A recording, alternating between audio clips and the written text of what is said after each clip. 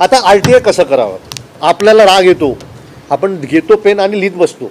त्या लिहिताना कधी विचार करत नाही की मला काय पाहिजे, मला काय करायचं आहे, किंवा मी त्याचा कसं वापर करणार आहे ह्याचा आपण विचारच करत नाही. रागाच्या पोटी त्यांनी मला असं असं केलं, हे दे ते दे ते दे, तुमचा कचऱ्याच्या डब्यात जातो. बसा, मला त्याच्यावर राग आहे, मला काय पाहिजे, मला हे इन्फॉर्मेशन पाहिजे. मला हे इन्फॉर्मेशन मिळाल्यानंतर मी काय करणार, मी इन्फॉर्मेशन गेल्यावर मी असं अशा प्रकारे त्याला करणार. हे ज्यावेळी तुम्ही विचार करता त्यावेळी तुमच्या डोक्यात प्रश्न निर्माण चालू होतं. ते प्रश्न निर्माण झाल्यावर त्याचं उत्तरही तुम्ही शोधता आणि त्या प्रकारे तुम्ही RTI ॲप्लिकेशन करावं. बरेचशे वेळी काय होतं, RTI ॲप्लिकेशनमध्ये ते असंच फेकून देतात, नाही आमच्याकडे नाही, तुम्ही हे विचारता, तुम्ही ते विचारता. असं न करता शांतपणे 1 तास 2 तास तुमच्या प्रॉब्लेमवर बसून विचार करा, डोळे बंद करून विचार करा. आणि विचार करताना हे विचार करा की मी हे प्रश्न टाकल्यावर समोरचा माणूस मला काय उत्तर देणार आहे ह्याचा पहिला विचार करा. आपण कधीही समोरच्याशी भांडताना फक्त मी असा बोलतो आणि मीच खरं आहे असं नसतं, कधी कधी आपण पण चुकतो. त्यामुळे आपल्याशी संवाद साधा, आपल्या आत्म्याशी संवाद साधा की मी असा केल्यावर माझा समोरचा माणूस काय बोलणार. लढाई करायच्या अगोदर मला समोरचा माणूस कुठल्या प्रकारे चुकीचं करू शकतो आणि मी कसं चुकलेलं आहे दाखवू शकतो ह्याच्याबद्दल अभ्यास करा. त्याशिवाय लढाई चालू करू नका.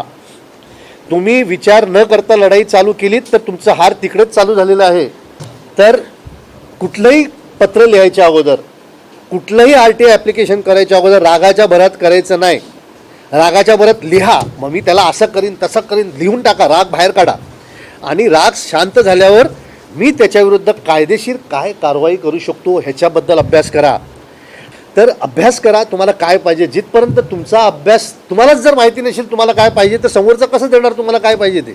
त्यामुळे मला काय पाहिजे हे विचार करा, लिगल ॲडवाईस घ्या. मला सर्वच येतं, मी शाणा कधीच नाही. माझा प्रत्येक फॉर्मॅट मी दर 4 दिवसांनी 8 दिवसांनी बदली करतो. आज मला हा एक्सपिरियन्स झाला, बदली केला. What is important is to change with time. मला सर्व येत नाही, मला अजून शिकायचं आहे. मला सर्व येतं हा कन्सेप्ट बदली करा, मला अजून शिकायचं आहे हा कन्सेप्ट ठेवा, तुम्ही कधीच फेल होणार नाहीत. आता RTI ॲप्लिकेशनमध्ये की पहिलं गोष्ट काय की तुम्ही विचारता की हे कुठल्या कायद्याखाली केलं किंवा तुम्ही का केलं. तर तुम्हाला उत्तर काय येतं, प्रश्न विचारू शकत नाही, अभिलेखावर असलेलं फक्तच मागावं. हे अक्षरशः चुकीचं उत्तर आहे. कोणाला माहिती आहे का? तुम्ही प्रश्न विचारू शकता हे तुम्हाला माहिती आहे का? तुमच्या स्टेट इन्फॉर्मेशन कमिशनरच्या स्वतःच्या गाईडलाईन्सप्रमाणे त्यांनी स्वतः म्हटलेलं आहे की बहुतांश नागरिकांना कायद्याची पूर्ण जाण नाही. हे इम्पॉर्टंट आहे.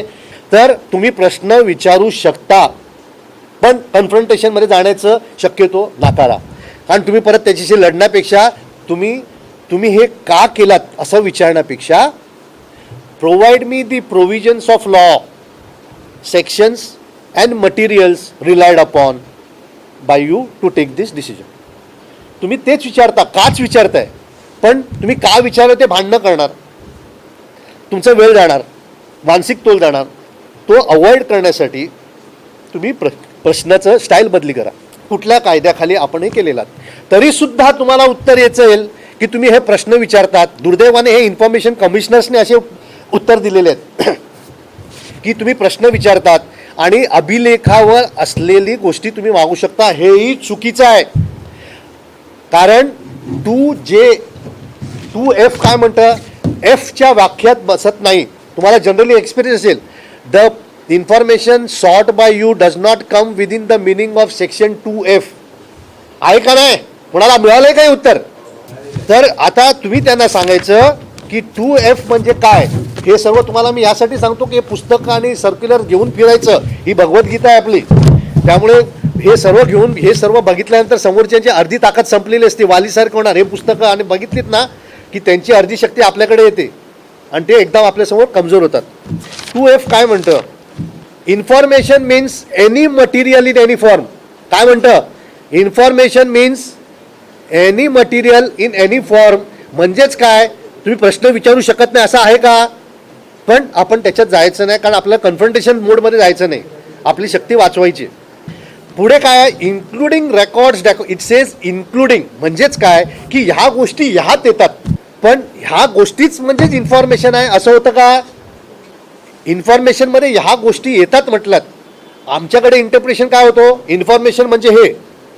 आलं का लक्षात तुमच्या? मी हे परत परत का सांगतोय, कारण ह्या बारीक गोष्टी आहेत त्या आपल्याला लक्षात येत नाही. इन्फॉर्मेशन मीन्स इन्क्लुडिंग दिस. तुमच्या अंगात हार्ट आहे म्हणजे तुम्ही हार्ट झालात का? तुमच्या अंगात हार्ट आहे, तुम्ही वेगळे आहात, हार्ट वेगळं आहे. ह्या गोष्टी समजून घ्या. जर तुम्हाला 2F खाली जर नाही दिलं इन्फॉर्मेशन तर त्यांना 2Fचं व्याख्या वाचून दाखवा. Information means any material in any form. त्यामुळे तुम्ही हे चुकीचे करत आहात आणि त्यामुळे तुम्ही सेक्शन 7 सबसेक्शन 1चा व्हायोलेशन करतात, हेही लक्षात ठेवा. ह्या अशा गोष्टींनी असे तुम्हाला आर्ग्युमेंट करायला लागेल, असं तुम्हाला बोलायला लागेल आणि ठामपणे बोलायला लागेल. तुमच्या कॉन्फिडन्स, आवाजात जो कॉन्फिडन्स असतो, राग नव्हे आणि मोठ्याने बोलणं नव्हे. तुमचा कॉन्फिडन्स मोठ्याने बोलून किंवा रागाने बोलून जाणार नाही. तुमचा कॉन्फिडन्स ठामपणे बोलणं आणि हळू आवाजात बोलणं. त्याच्यानंतर 2J हे नोट करा सर्वांनी, हे इम्पॉर्टंट सेक्शन्स आहेत. 2F आणि 2J. त्याच्यात काय म्हटलं जातं, right to information accessible under this act which is held by and under control of. म्हणजेच काय, जरी अभिलेखावर नसेल तरी तुम्हाला त्याची माहिती आहे, ती तुमच्या कंट्रोलमध्ये आहे, तर ती तुम्ही दिली पाहिजे. तर कुठेही तुम्हाला 2F खाली नाकारलं किंवा हे प्रश्न उत्तर आहे म्हणून नाकारलं तर ह्या दोन गोष्टीचे सेक्शन्स त्यांना दाखवायचे. काय म्हणतं, आता कुठल्या सेक्शन खाली आहे, हे तुमच्या कंट्रोलमध्ये आहे, ही इन्फॉर्मेशन तुमच्याकडे आहे, मग 2J प्रमाणे तुम्ही आम्हाला दिली पाहिजे. ह्याच्यापेक्षाही मोठं सेक्शन 4 या 4 वर सेक्शन लूट करा, सेक्शन 4(1) सबसेक्शन B. त्याच्यामध्ये सेक्शन 4 सबसेक्शन 1, त्याच्यामधला सबसेक्शन B आणि त्याच्यामधला सबसेक्शन 3, 4, 5 ते वाचतो. The procedure followed in the decision making process including channels of supervision and accountability, हे त्यांनी वेबसाईटवर टाकणं त्यांचं मॅन्डेटरी आहे. म्हणजे आम्ही विचारण्याचा आम्हाला अधिकार आहेच. जर तुम्ही टाकत नाही हा तुमचा गुन्हा आहे, मग त्याच्याविरुद्ध आपण परत लढायचं. पण ते तुम्हाला इन्फॉर्मेशन अभिलेखावर नाही आहे, हा प्रश्न आहे, हे सांगून तुम्हाला डावळू शकत नाही. आलं लक्षात? आपल्याला सर्वांना हा एक्सपिरियन्स आहे की आपण ज्यावेळी कुठल्या कायद्याने करतो हे विचारल्यानंतर आपल्याला ते नाकारतात. बरोबर आहे का चुकीचं आहे?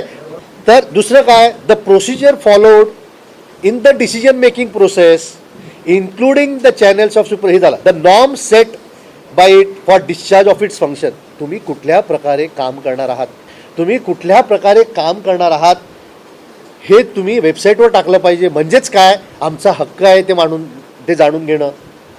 आणि most important, the rules and regulations, instructions, manuals and record held by it and its control and used by it by the employees for discharging its function. म्हणजेच काय की प्रत्येक कायदा जो तुम्ही वापरणार आहात हा तुमच्या कंट्रोलमध्ये आहे, आम्हाला कळलं पाहिजे, मग तुम्ही का नाकारता? हे सर्व रामवाक्य आहेत, हे जाणून घ्या. तर हे रूल्स अँड रेग्युलेशन, त्यामुळे तुम्हाला कुठलंही ऑफिसर जो आहे तो इन्फॉर्मेशन कुठल्याही परिस्थितीत नाकारू शकत नाही. इन्फॉर्मेशन देत नाही. 2F बघा, 2J बघा, सेक्शन 4 बघा, 3, 4, 5. मग आता एक दुसरं नाकारण्याचा प्रश्न आहे. मी फक्त नाकार मात्रच सांगतो की तुम्हाला जिथे त्रास होतो त्याबद्दलच बोलणार आहे मी सेक्शन, बाकीचे सेक्शन काय बोलणार नाही. की तुम्हाला सांगितलं जातं की वेबसाईटवर आहे का, कोणाला एक्सपिरियन्स आला आहे का, वेबसाईटवर आहे. हां हां, तर त्यांच्याच स्टेट इन्फॉर्मेशन कमिशनरच्या पेज 9 पॅरा 4 त्याच्यावर काय लिहिलं आहे, कलम 4 अन्वये जाहीर करण्याची माहिती सार्वजनिक प्राधिकरणाच्या संकेतस्थळ वेबसाईट प्रसिद्धी केली जाणे एवढे पुरेसे नाही. ऐकून घ्या बरोबर. त्याचं लाभ घेण्यासाठी आवश्यक अशा संगणक सुविधा सर्वच नागरिकांना उपलब्ध असतातच असे नाही. म्हणून नागरिकांनी मागणी केलेली ही माहिती लिखित स्वरूपातही उपलब्ध असली पाहिजे. आलं लक्षात? की ह्या गोष्टीवर तुम्हाला जर इन्फॉर्मेशन दिलं जात नाही तर ते 7(1) प्रमाणे परत गुन्हा करत आहात आणि हे त्यांना सांगण्याची तुमच्याकडे आज ताकद वाढली पाहिजे. तसेच म्युन्सिपल कमिशनरनी माझ्या कंप्लेंटवरून मला एक ॲड्रेस केलेला आहे की तुम्हाला इन्स्पेक्शनला बोलवू शकत नाही. आय हॅव गिवन दॅट ना तुमच्याकडे. तुम्हाला RTIमध्ये इन्स्पेक्शनला बोलवणं ही तरतूद नाही आहे. तुमच्याकडे डॉक्युमेंट असेल तर द्या, नसेल तर हरवलं आहे हे कळतं पोलीस स्टेशनमध्ये कंप्लेंट फाईल करा. तुम्ही आम्हाला इन्स्पेक्शनला बोलवू शकत नाही. मग तुम्ही आम्हाला इन्स्पेक्शनला का बोलवता? ह्या मी ऑब्जेक्शन घेतलेलं. तर मला म्युन्सिपाल्टीचं लेटर आलं आहे की त्यांनी लेटरमध्ये सर्क्युलर काढलं आहे, पण ते सर्क्युलर आजही बिल्डिंग प्रपोजलला ते वाटलेलं कोणालाही वाटले जात नाही. त्यासाठी भांडा, सर्क्युलरची कॉपी घ्या आणि भांडा, कारण तुम्ही कायदेशीर बोलताय. मी तुम्हाला कायदेशीर आवाज करण्याचं आवाहन करतो, बेकायदेशीरपणे नव्हे. त्यामुळे पहिलं कळलं की 2F खाली तुम्हाला नाकारू शकत नाही, वेबसाईटवर आहे म्हणून नाकारू शकत नाही. म्हणजे तुमचे आता पॉवर किती पटीने वाढली, म्हणजे मॅक्झिमम त्यांचं संपलं. त्याच्यानंतर तुम्हाला इन्फॉर्मेशन ज्यावेळी देतात त्यावेळी ते असे देतात 2A प्रमाणे देता येत नाही, 2B प्रमाणे देता येत नाही.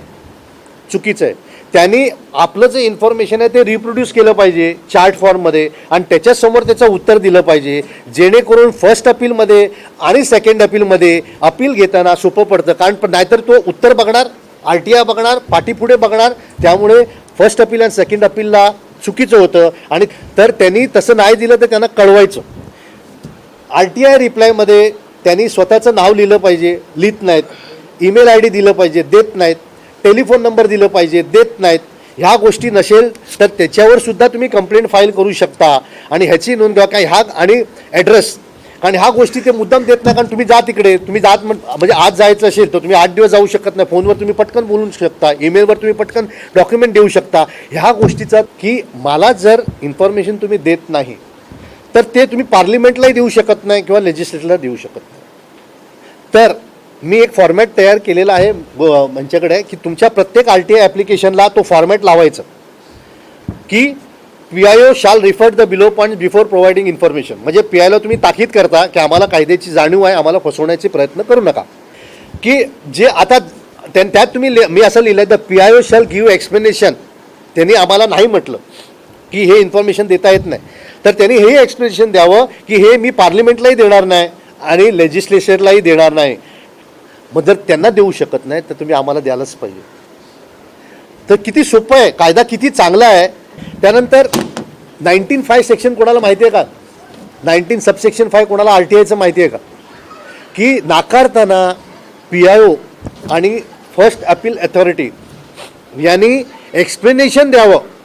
PIOनी म्हणावं की मी जमालबाई कंप्लेनंट आहेत, त्यांनी ॲप्लिकेशन केलं की माझ्या इन्व्हेस्टिगेशनचं काय झालं, त्याला उत्तर येतं इन्व्हेस्टिगेशन चालू आहे आणि त्याला होतं. एनी इन्फॉर्मेशन, ऐकून या व्यवस्थित, तुम्ही मागितलेल्या नमुनामध्ये आमच्याकडे ही इन्फॉर्मेशन अवेलेबल नाही आहे, त्यामुळे आम्हाला देता येत नाही.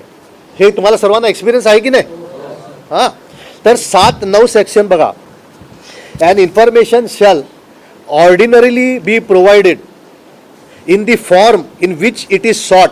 म्हणजेच काय, तुम्ही ज्या फॉर्मॅटमध्ये विचारता त्या फॉर्मॅटमध्ये तुम्ही दिलं पाहिजे. पण आम्हाला हे फॉर्मॅट आमच्याकडे नाही, आम्ही तुम्हाला देत नाही. पुढे काय म्हणतं, unless it disproportionately divert the resources. Okay, मग आम्हाला दाखवा तुमचे रिसोर्सेस कसे डायव्हर्ट होतात. 19(5) येतं explanation and reasoning for denial. जर तुम्हाला इन्फॉर्मेशन डिनाय केलं तुमच्या फॉर्मॅटमध्ये नाही आहे तर तो होऊ शकत नाही. त्या फॉर्मॅटमध्ये आम्हाला करून द्या. मग ते म्हणतील डिस्प्रपोर्शन दाखवा आम्हाला. हे इन्फॉर्मेशन तुम्ही करत नाही, मग पब्लिक रेकॉर्ड ॲक्ट खाली तुम्ही गुन्हा करता. तुम्ही योग्य ते रेकॉर्ड मेंटेन करत नाही. कारण ह्या इन्फॉर्मेशन इम्पॉर्टंट आहेत. वरिष्ठ एका पानामध्ये त्याला सर्व कळलं पाहिजे. वरिष्ठ का पान बघत बसणार का, फायली बघत बसणार आहेत का? एका क्लिक ऑफ दी कम्प्युटरवर त्यांना इन्फॉर्मेशन यायला पाहिजे. अशा प्रकारे तुम्ही पब्लिक रेकॉर्ड मेंटेन केलं पाहिजे की नाही. आणि ते कायद्यात 4(1) प्रमाणे म्हणतं की पब्लिकला आणि वरिष्ठांना एका झटक्यात इन्स्पेक्शन किंवा इन्फॉर्मेशन मिळण्यासाठी एका क्लिक ऑफ दी मिळालं पाहिजे. मग जर तुम्ही हे रेकॉर्ड्स व्यवस्थित मेंटेन करत नसतील तर सेक्शन 8-9 पब्लिक रेकॉर्डाप्रमाणे आपण त्यांच्याविरुद्ध गुन्हा दाखवायचा. आता 4(1)A सेक्शन 4(1)A काय म्हणतं, maintain all its record duly catalogue and indexed in a manner and form which facilitates the right to information act. म्हणजेच काय की हे आमच्याकडे नाही आहे, तुमचं काम आहे, आमचं काम नाही आहे. RTI काय म्हणतं, तुम्ही रेकॉर्ड आमच्या CTS नंबर पाहिजे, आम्हाला गरज नाही आहे. पब्लिकला कसं पाहिजे त्याप्रमाणे तुम्ही रेकॉर्ड मेंटेन करा.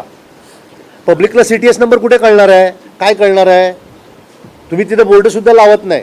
त्यामुळे तुम्ही आम्हाला सांगायचं नाही 4A1A प्रमाणे तुम्ही हे करतात. सरळ त्यांच्याविरुद्ध कंप्लेंट फाईल करायची. सेक्शन 20 सबसेक्शन 1 सेक्शन 20 सबसेक्शन 2 हा बंधनकारक आहे. याच्याबद्दल कोणी का वाचलंय का? त्याच्यामध्ये लिहिलाय शाल. शाल हा शब्द लक्षात ठेवा. शाल म्हणजे समोरच्याला डिस्क्रिशन नाही. 20-25 समजा 100 दिवसापेक्षा जास्ती झाली ती 25,000च लावले पाहिजे. 5,000 10,000 लावू शकत नाही. जर तो करतो तो इन्फॉर्मेशन कमिशनर सुद्धा चुकीचं ऑर्डर पास करतो. तर जर 7(1) प्रमाणे किंवा चुकीच्या मार्गाने सेक्शन 8 सोडून बाकीच्या मार्गाने आणि सेक्शन 8 प्रमाणे त्यांनी नाकारून त्याला व्यवस्थित एक्सप्लेनेशन दिलं नाही किंवा चुकीचं एक्सप्लेनेशन दिलं तर त्यांच्यावर 20 सबसेक्शन 1 प्रमाणे 25,000चा दंड झालाच पाहिजे. आता सेकंड अपीलबद्दल मी फॉर्मॅट तयार केलेले आहेत. सेकंड अपीलमध्ये आपण स्पष्ट लिहायचं की 30 दिवसात तुम्हाला उत्तर मिळालं नाही म्हणून सेक्शन 7A प्रमाणे गुन्हा. मला इन्फॉर्मेशन मिळालीच नाही म्हणून सेक्शन 7(1) प्रमाणे व्हायोलेशन. PIOनी आम्ही जे लिहिलेली त्याला रिप्रोड्यूस करून चार्ट फॉर्ममध्ये आम्हाला दिले नाही जेणेकरून फर्स्ट अपीलमध्ये आणि सेकंड अपीलमध्ये त्रास होतो म्हणून त्यांनी 7(1) प्रमाणे चुकीचं केलं. आता कधी कधी काय होतं, माझ्या आत्ताच झालं त्यामुळे मी हा पॉईंट टाकला.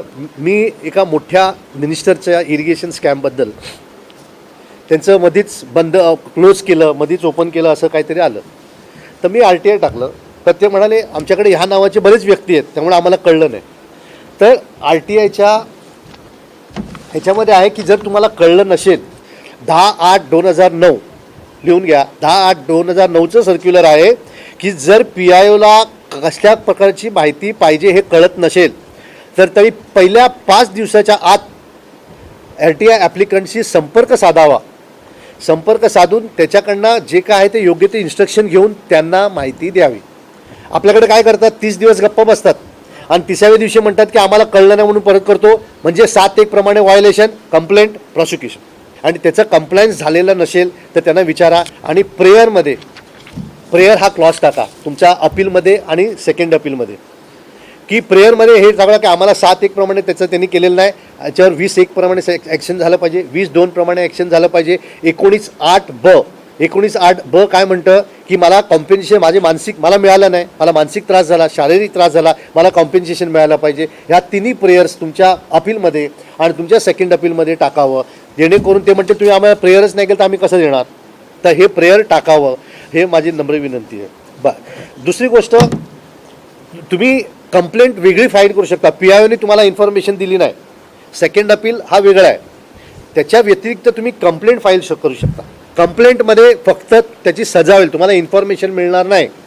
कंप्लेंटमध्ये तुम्ही फक्त मागायची त्याला 20(1) प्रमाणे सजा द्या, 20(2) प्रमाणे सजा द्या वगैरे. आणि त्याच्या हे जी सजा झालेली आहे ती त्यांच्या सर्व्हिस बुकमध्ये आणि कॉन्फिडेन्शियल रिपोर्टमध्ये यायला पाहिजे आणि मला त्याची कॉपी मिळाली पाहिजे. एवढं प्रेयर अवश्य टाका अपार्ट फ्रॉम कारणं. त्याच्यामध्ये CICची वर्सेस स्टेट ऑफ मणिपूर म्हणून सुप्रीम कोर्टाची जजमेंट आहे की जेणेकरून म्हटलेलं आहे की कंप्लेंटमध्ये फक्त त्याच्यावर कारवाईच करावी. तर ते काय करतात, कंप्लेंटमध्ये सुद्धा आदेश देतात की यांना इन्फॉर्मेशन द्या. कंप्लेंटमध्ये इन्फॉर्मेशन कमिशनर्सला इन्फॉर्मेशन देण्याचं आदेश देण्याची तरतूद नाही. त्यांना फक्त त्याच्यावर सजा कायदेशीर देण्याचीच फक्त आहे. त्यामुळे आपण अपील तर फाईल करा फॉर इन्फॉर्मेशन आणि कंप्लेंट करा फॉर प्रॉसिक्युशन. त्याच्यानंतर ही जी फर्स्ट अपिलेट अथॉरिटी आहे आणि जी इन्फॉर्मेशन कमिशनर अथॉरिटी आहे हे कॉजी ज्युडिशियल अथॉरिटी आहेत. कॉजी ज्युडिशियल अथॉरिटी आहेत आणि कॉजी ज्युडिशियल अथॉरिटीनी कशी ऑर्डर पास करावी, काय करावं ह्याचं जस्टिस दागा यांची रिट पिटिशन 4101 ऑफ 2007 ह्याच्यामध्ये उल्लेखन केलं आहे. त्याची कॉपी मी दिलेली आहे. त्याच्यामध्ये असं आहे की तुम्ही जे काय बोललेलं आहात ऐकून घ्या, कुठलंही अपिलेट अथॉरिटी हे करत नाही आणि जेणेकरून त्याच्यामुळे आपलं नुकसान होतो, पब्लिकचं नुकसान होतो. आपण जे बोललेलं आहे, जे ग्राउंड्स दिलेले आहेत ते इन्फॉर्मेशन कमिशनरनी नोंद करावी ऑर्डरमध्ये. त्या ऑर्डरला PIO किंवा FAAनी काय काय उत्तर दिलं आहे तीही नोंद करावी ऑर्डरमध्ये. आणि ह्या दोघांच्यावरून त्यांनी निष्कर्ष त्याचा कसं काढलेला आहे तेही एक्सप्लेनेशन करावा. हे जर करत नसेल तर आपण इन्फॉर्मेशन कमिशनरच्या विरुद्ध कंटेम्प्ट पिटिशन हायकोर्टामध्ये फाईल करू शकता. कारण त्यांनी जस्टिस दागाच्या कायद्याच्या आदेशाच्या विरुद्ध ऑर्डर पास केलेली आहे, जेणेकरून नुकसान होतं.